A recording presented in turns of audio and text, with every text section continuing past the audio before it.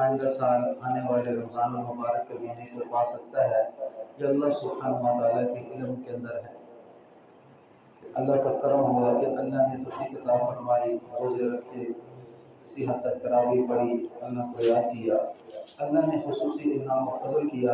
اس کے فضل و انعام کی برکت سے ہم اس انجام تک پہنچے، اس عبادت تک پہنچے۔ اب سال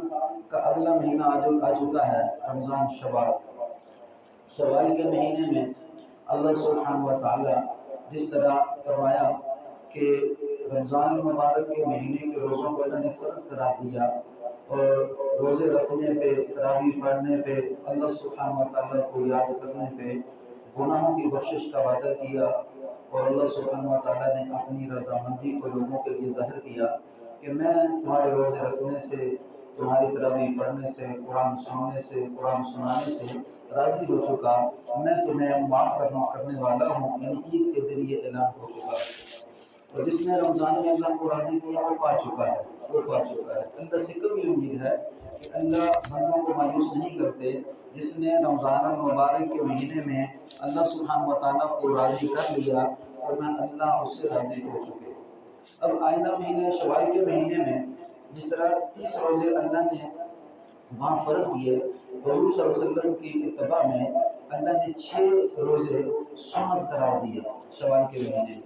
کہ جو انسان ان 6 روزوں کو ساتھ رکھ لے، اور پھر 30 روزے پہلے تھے، اب یہ نہیں ہے کہ آپ نے 6 روزے لگاتار رکھنے ہیں، 6 روزے لگاتار نہیں ہیں، وہاں تو کیا تھا،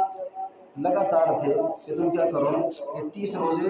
مسلسل رکھو، یہ فرض قرار دے دیا۔ لیکن اب یہ سنت ہے، حضور صلی اللہ علیہ وسلم نے شوال کے 6 روزے رکھے ہیں، لیکن یہ سنت نہیں ہے کہ تم کیا کرو متواتر رکھو، یعنی لگاتار رکھو، آج روزہ رکھا ہے کل پھر رکھو، پرسوں پھر رکھو، چوتھ پھر رکھو، اس طرح مسلسل نہیں ہے۔ پورے مہینے میں شوال کے کوشش کرے انسان اس کے 6 روزے ہو جائے۔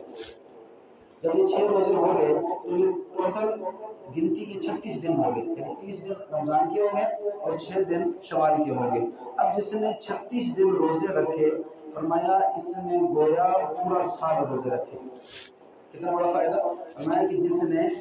یہ 36 روزے رکھ لیے، گویا اس نے پورے سال کے روزے رکھ لیے، یعنی پورے سال میں کتنے دن ہو گئے؟ 360 دن۔ تو 360 دنوں کے اس نے روزے اللہ سبحانہ و تعالیٰ کو راضی کرنے کے لیے رکھ لیے۔ تو جس کے اندر ہمت ہے، حوصلہ ہے، طاقت ہے، اللہ نے جان دی ہے، تو فرمایا وہ زیادہ بھی رکھے،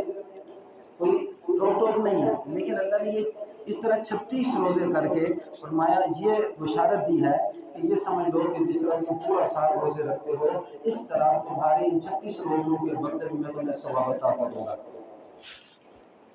یعنی بندگی جو چل رہی ہے وہ اللہ سبحانہ و تعالیٰ کو راضی کرنے کے لیے چل رہی ہے، اور یہ بندگی روزوں میں روزے کی شکل میں ظاہر ہو رہی ہے، عام حالات میں نماز کی شکل میں ظاہر ہو رہی ہے، اور اللہ سبحانہ و تعالیٰ کو راضی کرنے کے لیے بندگی کا حق جگہ جگہ قرآن پاک کے اندر بتا کے حضرات انبیاء علیہ السلام نے کس طرح